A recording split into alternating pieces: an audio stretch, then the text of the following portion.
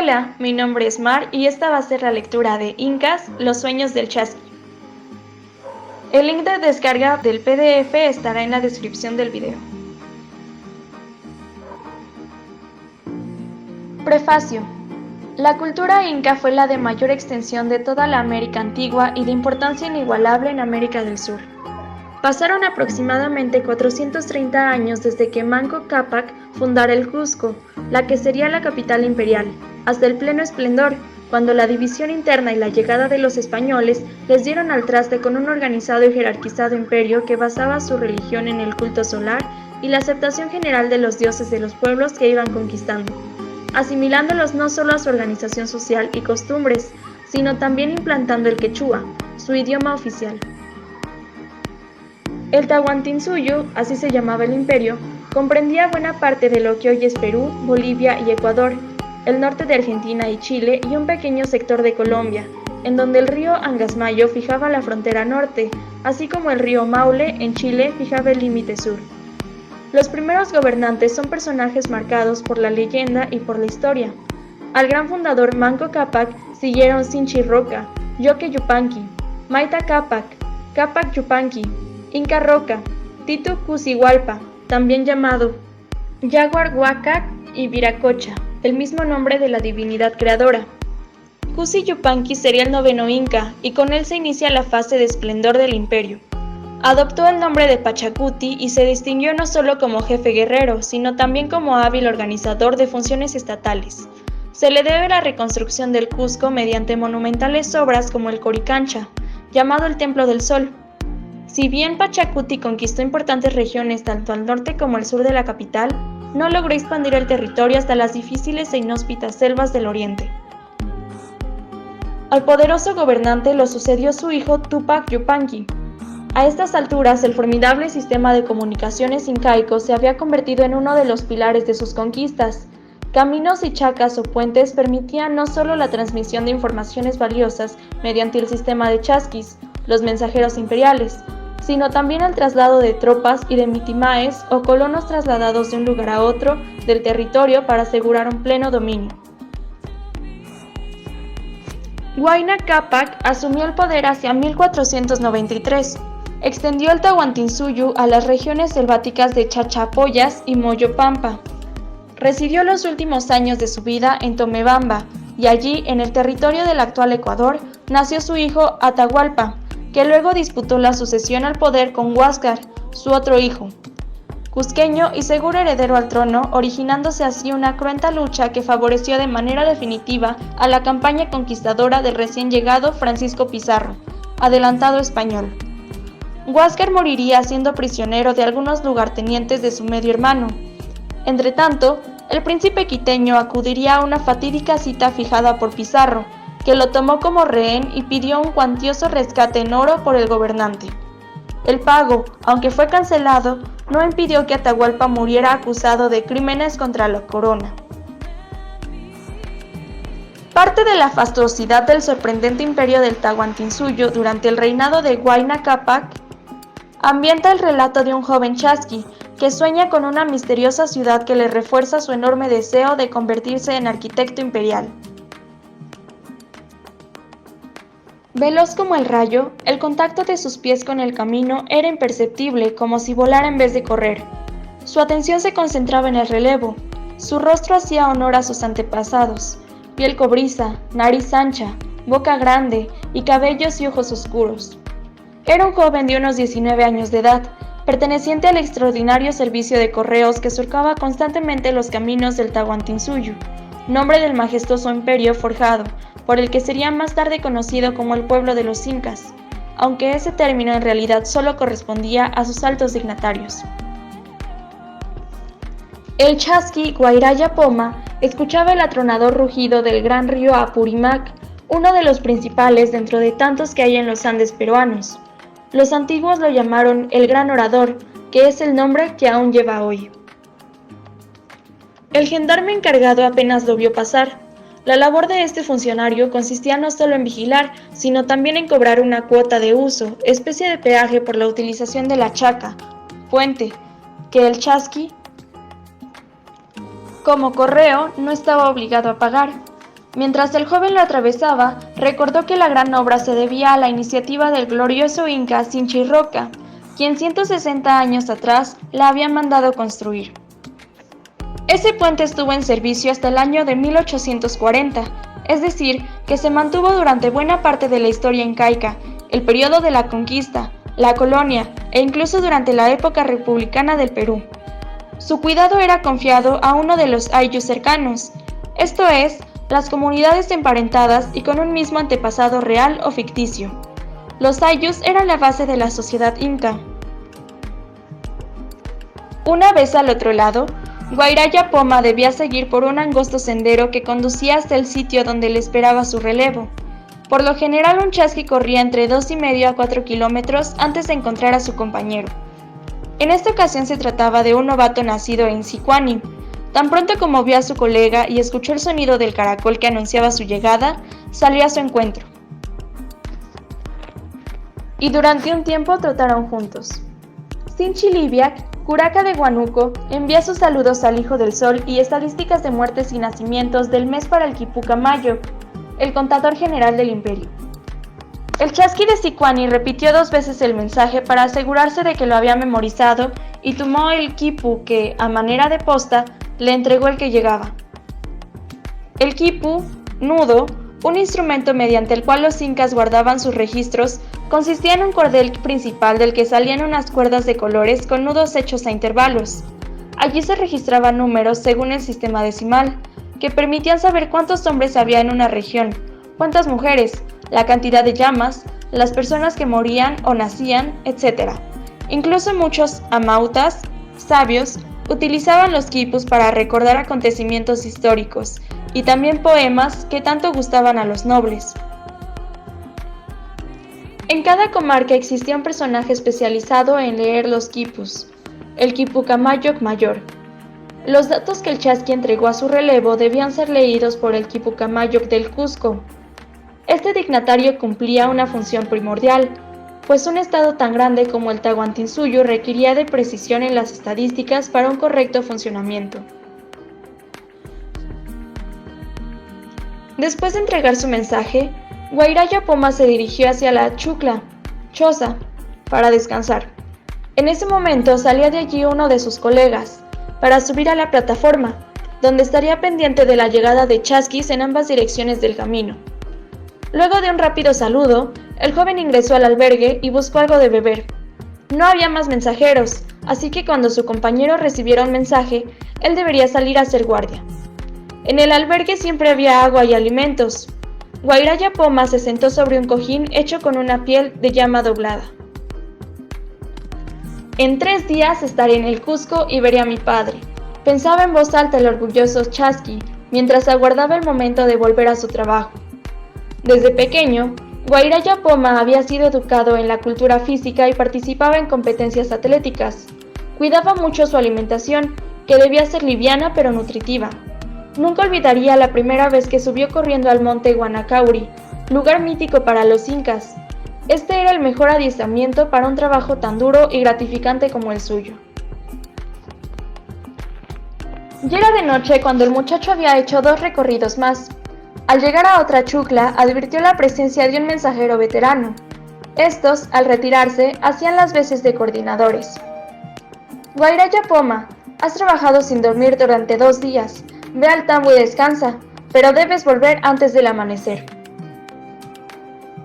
En la chucla estaban otros 4 mensajeros, lo cual llenaba su capacidad, y el joven tuvo que trotar 1 kilómetro más para llegar al tambo.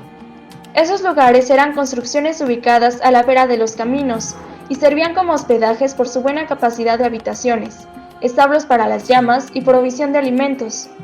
Eran cuidados y administrados por los ayllus del territorio donde estaban. Los Atun Runa, hombres grandes, la gente sencilla y común del Incario, cuando no podían pagar el tributo con mercancías, lo hacían con su trabajo, bien fuera construyendo puentes o caminos, criando y alimentando a las llamas o tejiendo para los dignatarios, entre otras cosas. O como en este caso, se encargaban de un tambo, lo cual además era un servicio oficial. De la misma manera, los habitantes de la aldea de Curahuasi estaban a cargo del puente sobre el río Apurimac.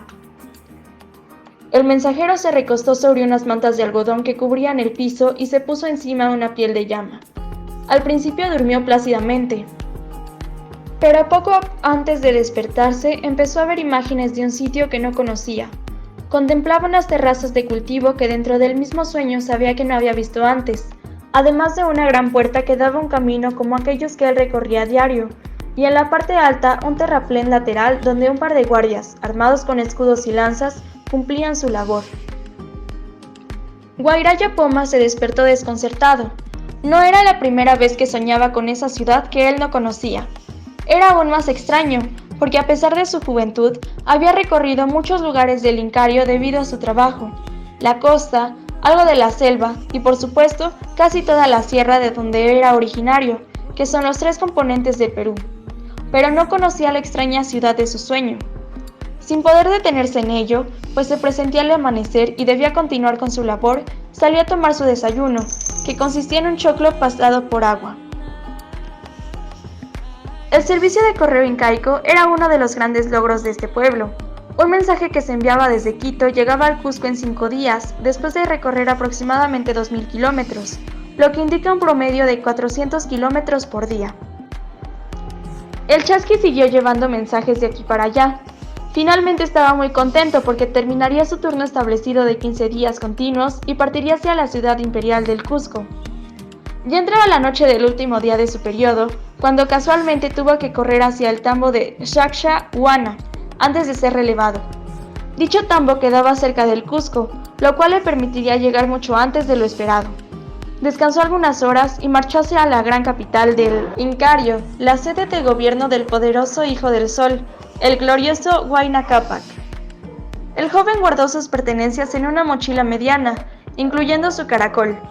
Este no solo era un utensilio de trabajo, sino que tenía además, para el chasqui, un inmenso valor afectivo, pues era un obsequio que había recibido de parte de varios amigos en una de las tantas ocasiones en que fue a la costa, en cercanías de Tambo Colorado.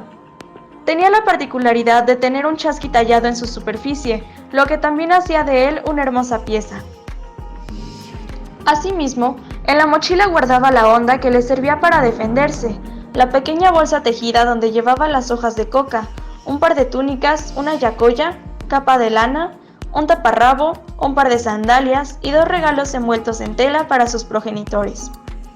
La noche era bella y podía darse el lujo de examinar las estrellas, pues iba caminando y no corriendo sin aliento. Se detuvo en la blancura de la Mamaquilla, Madre Luna, hermana y esposa de Inti, el Sol, venerada por todos.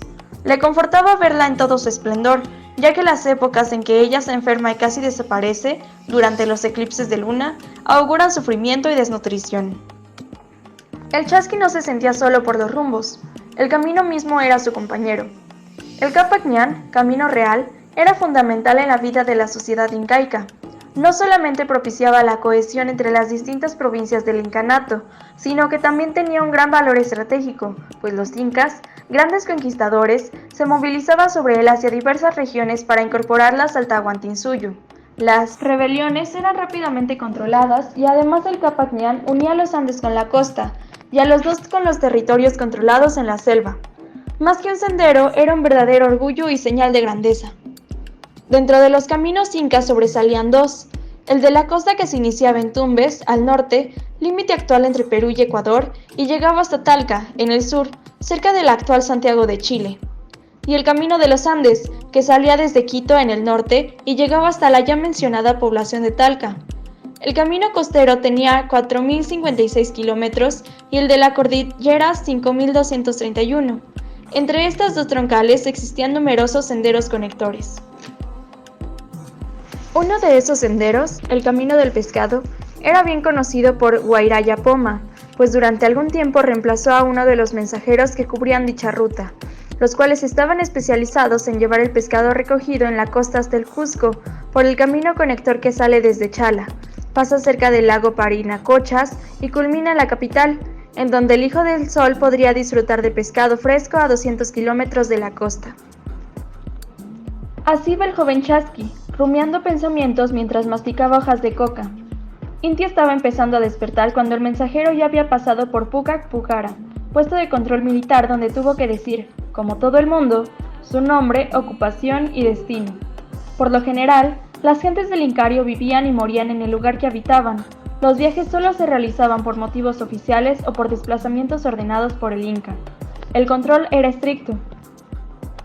Cuando el sol ya se asomaba por el oriente y un cóndor volaba muy alto, saludando al amanecer, el Chasqui presenció otra visión sobrecogedora. La enorme fortaleza de Sacsayhuamán, en primer plano y al fondo la ciudad imperial, el centro del mundo, la tierra donde, seguro de lo que hacía, Manco Cápac fundó la gran ciudad en tiempos mitológicos, después de hundir allí su bastón de oro. El ombligo del mundo. A partir de la época en que gobernó el Inca Pachacuti, verdadero impulsor de la expansión inca, el trazado del Cusco tomó la forma de un gran puma, cuyo cuerpo era la ciudad de mítico origen, la cola la porción de tierra comprendida entre los ríos Guatanay y Tuyumayo, y las sauces la gran Sacsayhuamán, obra iniciada por este gran personaje, reformador y uno de los gestores de la grandeza del Incario. La capital del estado inca era el ombligo del mundo. De allí partían los principales caminos en dirección a los 4 costados del imperio, los 4 suyus, partes que lo conformaban. Al oriente, el antisuyu, hacia la selva. Al occidente, el contisuyu, que incluía buena parte de la costa peruana. Al norte, el chinchaysuyu, hacia lo que conocemos como Ecuador. Y al sur, el collasuyu, que comprendía el altiplano boliviano, buena parte de Chile y la zona montañosa del norte de Argentina. El Incario limitaba al norte con el río Angasmayo, actualmente en Colombia, y al sur llegaba hasta el río Maule, lo que hoy es Chile. 2 importantes fronteras naturales demarcaban el imperio por los costados, el Océano Pacífico al occidente y la selva amazónica al oriente.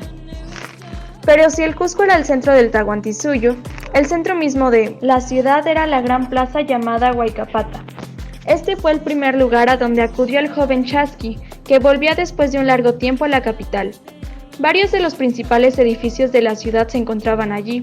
La gran arquitectura inca estaba representada en los palacios del Inca Viracocha y el del antiguo soberano Inca Roca. En un costado se apreciaba el Amaru Cancha, palacio del actual soberano Huayna Cápac, cuyo nombre quiere decir joven señor. El muchacho se sentía maravillado por las construcciones de su pueblo.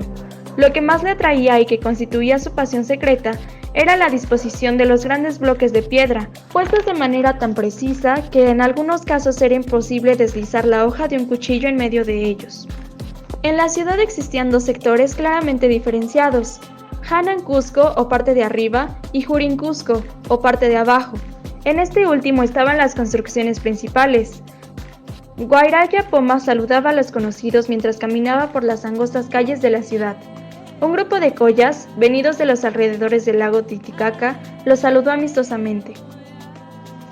Se les reconocía porque llevaban gorras redondas de lana y color rojizo.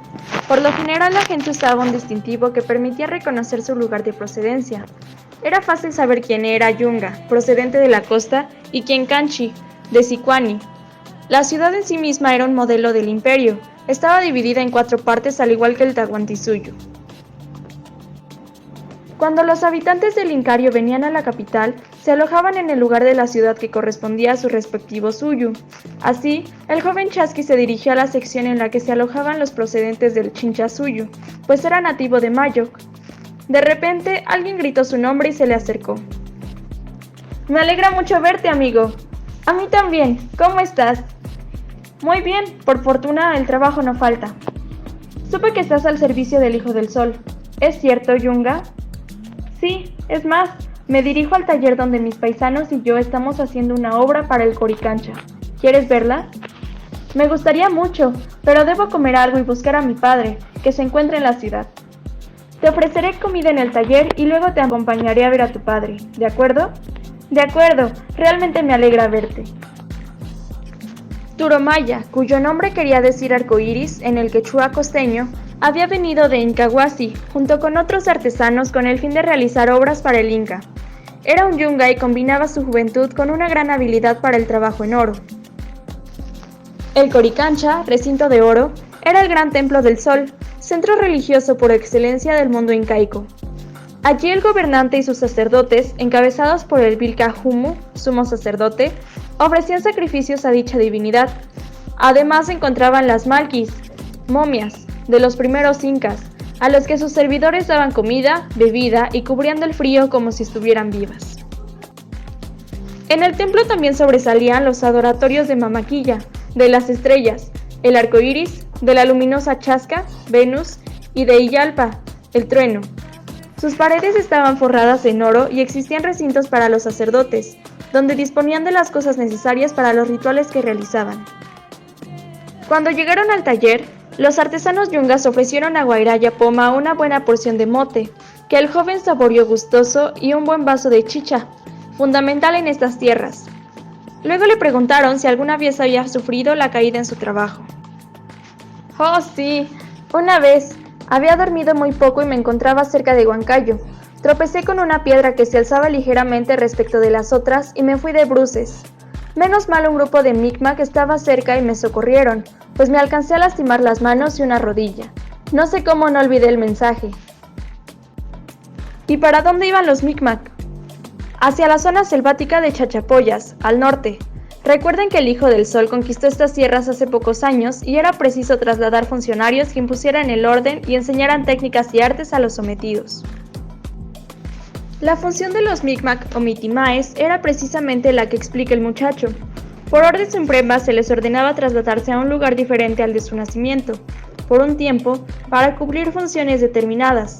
Algunos implantaban el sistema social, otros enseñaban el quechua en donde no se hablaba. Eran parte fundamental dentro del engranaje de dominación del Incario. ¿Y cuál es el trabajo que me querían mostrar? Los yungas lo llevaron a un pequeño salón donde se encontraba una figura oculta por un manto. Turomaya lo retiró y dejó a la vista una preciosa llama de tamaño natural, hecha de oro. Sus formas estaban realizadas con tal sutileza y realismo que lo dejaron con la boca abierta. «Es absolutamente hermosa», fue lo único que atinó a decir el chasqui. Es una de las últimas piezas que hacen falta para completar el jardín de oro en el Coricancha.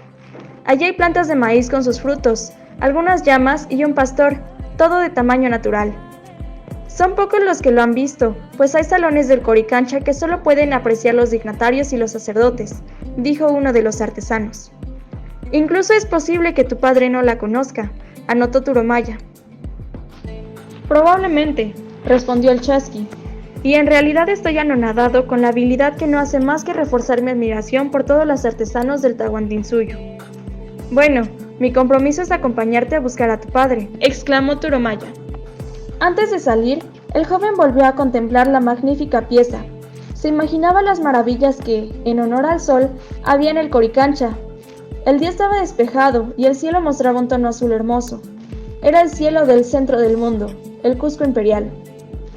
Cuando se acercaban al lugar donde se hospedaba el padre del chasqui, los dos amigos lo vieron venir acompañado de dos de sus yanaconas, servidores. Fue notoria su emoción. «Hijo mío, estaba esperándote. ¿Has estado bien?» «Sí, padre. ¿Recuerdas a mi amigo, el yunga Turomaya?» «Claro que sí. Qué bueno verte». «Igualmente, curaca». «¿Y mi madre?», preguntó el joven. «Se ha quedado en Mayoc atendiendo algunos asuntos, pero prometió venir la próxima vez que yo viajara a la capital. Ven, brindemos con un buen vaso de chicha». Sinchi Poma, un hombre fuerte y de gran carácter, era uno de los dirigentes de Mayoc, aunque su pariente Guamán Roca era el jefe principal. Es preciso tener en cuenta que muchas provincias del Incario se dividían de acuerdo con el número de sus habitantes. En este caso, Sinchi Poma tenía a su cuidado una guaranga, es decir, 1000 tributarios a su cargo. Lo mismo ocurría con los otros dos caciques menores de Mayoc. Guamán Roca, aunque también responsable de una guaranga, era el curaca. El padre del chasqui lucía una túnica color púrpura.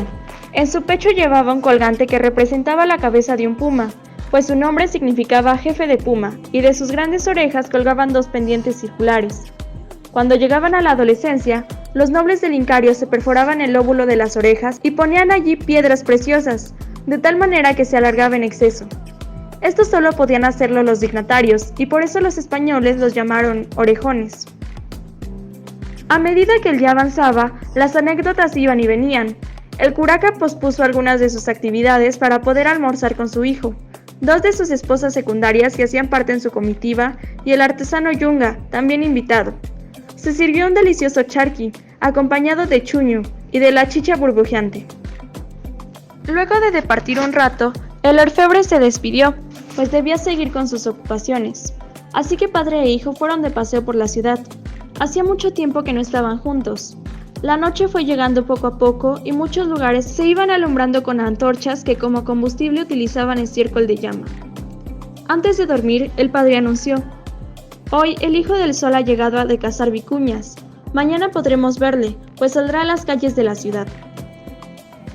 Esa noche, los sueños del muchacho también se llenaron de imágenes desconocidas.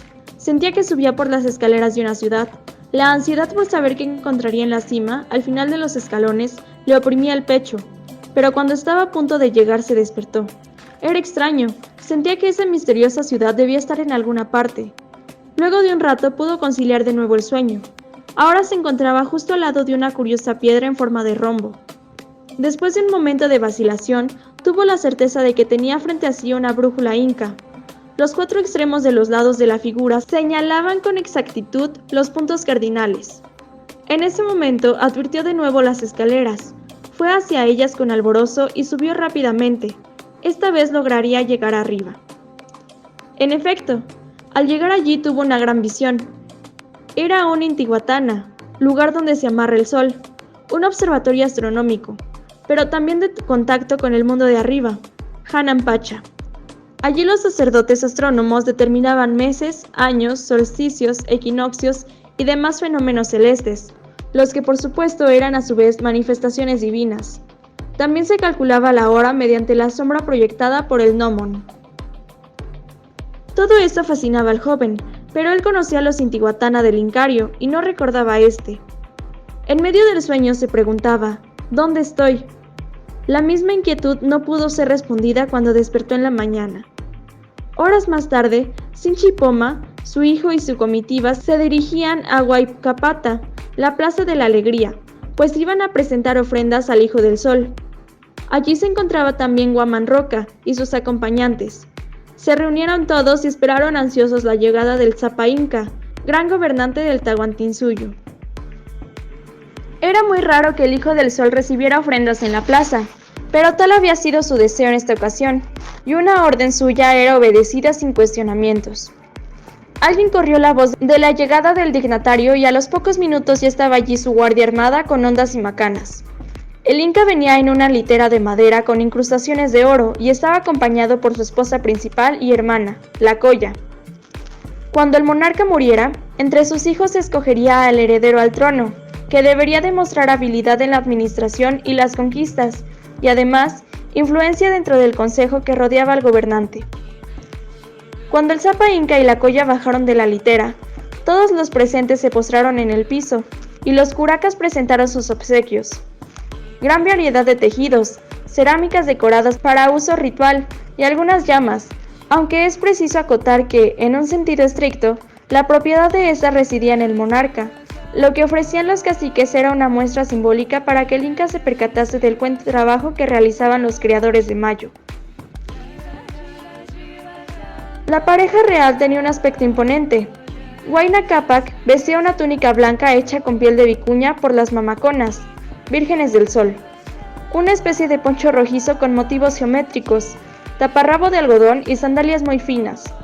Lo que se podría llamar su corona consistía en una trenza de lana que caía sobre su frente, llamada lautu. En su mano derecha llevaba una lanza como símbolo de poder. La Colla llevaba un vestido rojo de algodón, tan largo que casi cubría sus sandalias. Su manto, blanco y decorado sutilmente con motivos de animales, se sostenía con un reluciente topo o alfiler de oro. En ese momento, a la mente del chasqui afloró un recuerdo, el de la primera vez que vio al gobernante. Ocurrió durante el ritual del inicio de las siembras, hace ya algunos años. La imagen que tenía impresa en su mente era del Inca vestido con una túnica hecha con piel de murciélago. Más tarde, las delegaciones del poblado de Mayoc acudirían a un convite organizado por algunos miembros de la panaca real de Huayna Cápac, en el cual el charqui y el asado de cuy deleitaron los paladares de todos los asistentes. Esa tarde, Guairaya-Poma entregó a su padre los presentes que había traído. Sacó de su mochila 2 pequeños retazos de tela y desenvolvió uno. Este es un pequeño puma de oro que obtuve cerca de Pachacamac. Es muy bonito tu obsequio, dijo el padre. Luego el chasqui desenvolvió el otro trozo de tela. Esta esmeralda es para mi madre. Los mercaderes que me la dieron aseguraron que provenía de algún lugar al norte del territorio de los Pastos, más allá del límite del Tahuantinsuyo. Te propongo algo, dijo Sinchipoma. Quiero recorrer el Valle Sagrado antes de volver a Mayo. ¿Te gustaría acompañarme? Claro que sí. Aún tengo varios días de descanso antes de volver a mi trabajo en los caminos. Entonces, saldremos mañana temprano. Esa noche el joven soñó que estaba sentado en unas terrazas de cultivo sobre la falda de una montaña, la cual en su cima mostraba otra vez, sí, la misma ciudad con la que había soñado las otras noches. Se puso de pies y miró hacia abajo, donde corría un río. Le parecía que se trataba del Urubamba, pero ¿cómo saberlo? El Valle Sagrado. El alba marcó la partida de Sinchipoma, su hijo y acompañantes. Pasaron por la imponente Sacsayhuamán, la fortaleza que tardó 80 años en levantarse, símbolo de la inteligencia, de la arquitectura inca. Continuaron su camino hacia Kenco, lugar que constituía una huaca muy especial, pues allí se podía apreciar la profunda interrelación existente entre los tres niveles de la cosmovisión inca: Hanan Pacha, o mundo del cielo; Caipacha, o mundo de la superficie, en la que vivían los humanos; y el Ucupacha, mundo subterráneo de la fertilidad y los muertos. Las huacas podían ser una montaña, un nevado, una construcción, un animal, una planta o un hombre con atribuciones especiales, como en el caso de los enanos. Kenco era, pues, un lugar de encuentro cosmológico, un lugar de gran importancia religiosa. Esa noche pernoctaron en Tambomaychay. En esta ocasión, la misteriosa ciudad del sueño no se hizo presente. El chasqui pudo dormir sin sobresaltos y recuperar sus fuerzas para continuar la jornada. Cada paso los acercaba al eje fundamental del Valle Sagrado, el río Urubamba, también llamado Vilcanota, irrigador de la fértil tierra que los incas y sus descendientes utilizaron y utilizan para cultivar sus productos. Muy cerca del río se encontraba Pisac, bello poblado caracterizado por las terrazas de cultivo en las que los agricultores aprovechaban la tierra y controlaban la irrigación. Se podía apreciar un Intihuatana y grandes depósitos que guardaban maíz y otros productos que daba la Pachamama, Madre Tierra. Durante la noche que pasaron en Pisac, el muchacho volvió a soñar con la ciudad desconocida. Ya se estaba acostumbrando. En esta ocasión vio una montaña muy bella que, desde donde se encontraba, servía de fondo a la ciudad misteriosa. Apareció un camino y, sin saber cómo, ya lo estaba recorriendo. Lo asustó la aparición de una serpiente venenosa. El camino era empinado y el ascenso muy duro. Cuando alcanzó la cumbre, la visión fue maravillosa. Era la ciudad enigmática vista desde otro ángulo. Luego apareció una vieja mujer, con las prendas de una sacerdotisa. El joven le preguntó acerca del lugar en el que se encontraba, sin necesidad de abrir su boca. La mujer solo dijo una palabra: Huayna, y se esfumó. Al otro día, cuando los caminantes iban rumbo a Lamay, el joven decidió contarle a su padre el asunto de sus sueños. Este, después de escucharlo con atención, solo atinó a dar una sugerencia. En Ollantaytambo te presentaré a un viejo conocido. Creo que él te puede ayudar. Durante los días siguientes visitaron Calca y Yucay, siempre acompañados por el río y contando con la hospitalidad de la gente. El Valle Sagrado era pródigo en paisajes y existía una buena provisión de agua, y la tierra bien trabajada rendía su fruto. En ocasiones, el verde de los árboles contrastaba con el tono rojizo de la tierra en las montañas, y el blanco perpetuo de los nevados, que se veían a lo lejos cuando las nubes lo permitían. Los caminantes de Mayo que estaban próximos a Ollantaytambo, joven poblado aún en construcción.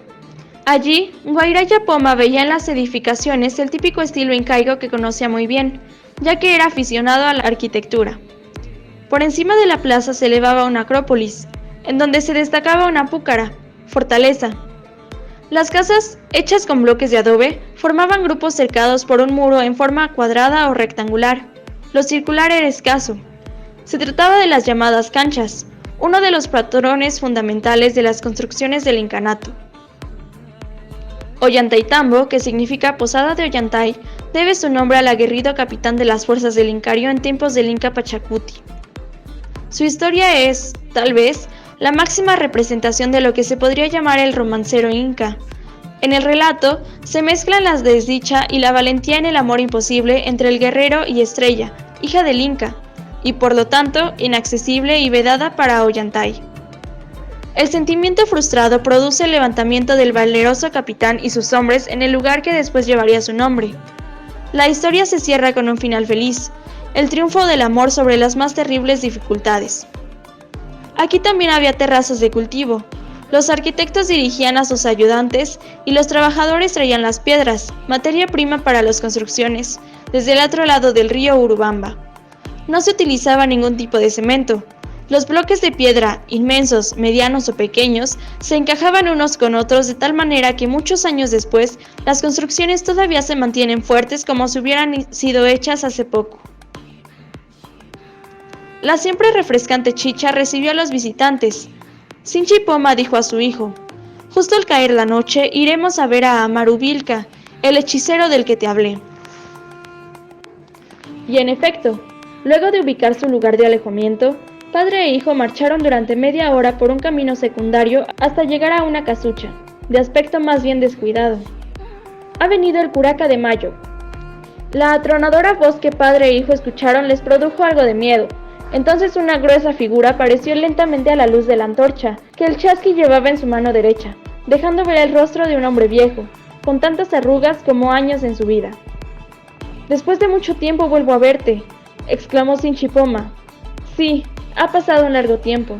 ¿Quién te acompaña?» «Es mi hijo Guairaya-Poma, chasqui al servicio del Hijo del Sol».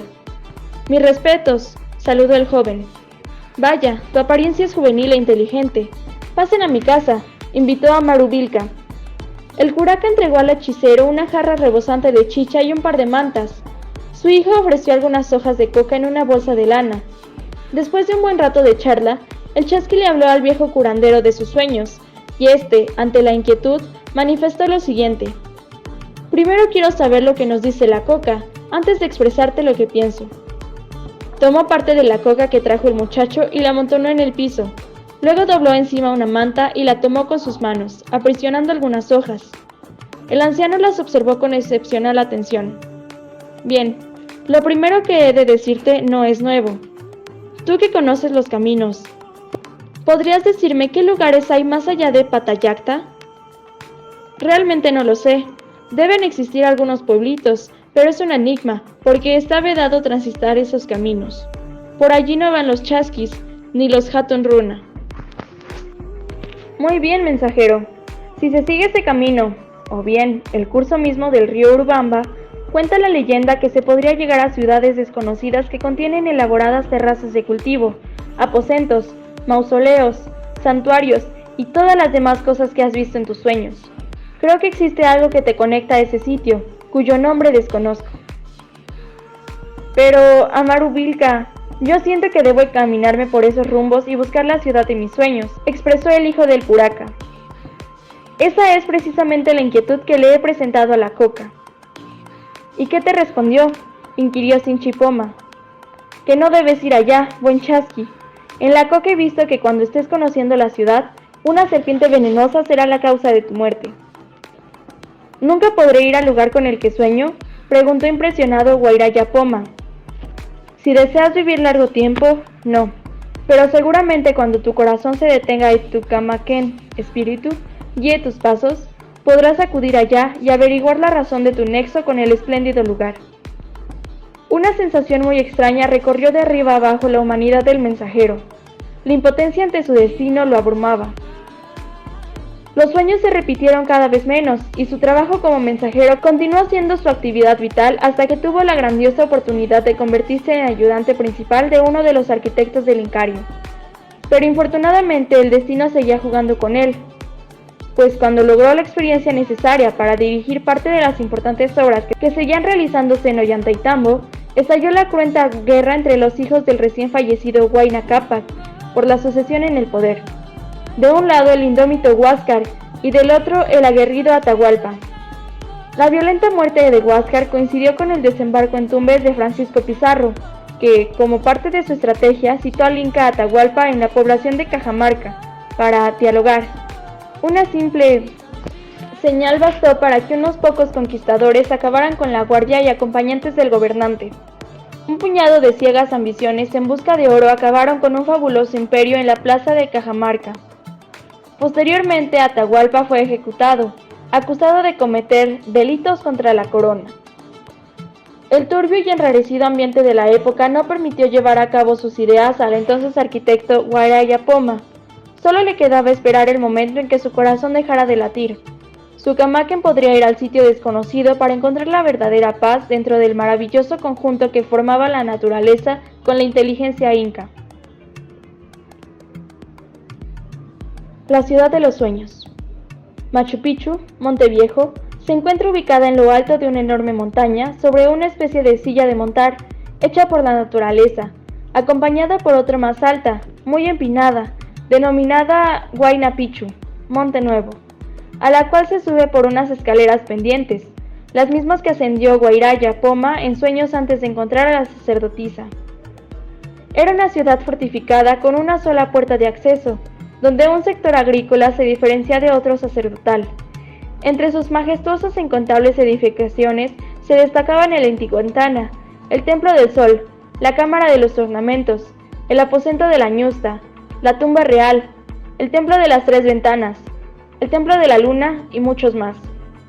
En 1911, el arqueólogo H. Bingham descubrió para el mundo occidental esta maravilla que no era conocida por los contemporáneos de Guairaya Poma en el tiempo del Inca Huayna Cápac. Ningún cronista la menciona durante la conquista, guerras o epidemias, o tal vez ambas cosas u otras más hicieron que los habitantes del Tahuantinsuyo borraran de su memoria la esplendorosa ciudad cuyo nombre original se desconoce, así como lo desconocía el viejo Amaru Vilca. La grandeza del Tahuantinsuyo ha dejado su rastro en las ciudades construidas por los arquitectos incas, en la sorprendente red de caminos que comunicaba todo el territorio, en cada piedra que los incas manejaron con destreza inexplicable, y, sobre todo, en la herencia popular de las personas que agradecían por el milagro de sus vidas al siempre resplandeciente astro rey.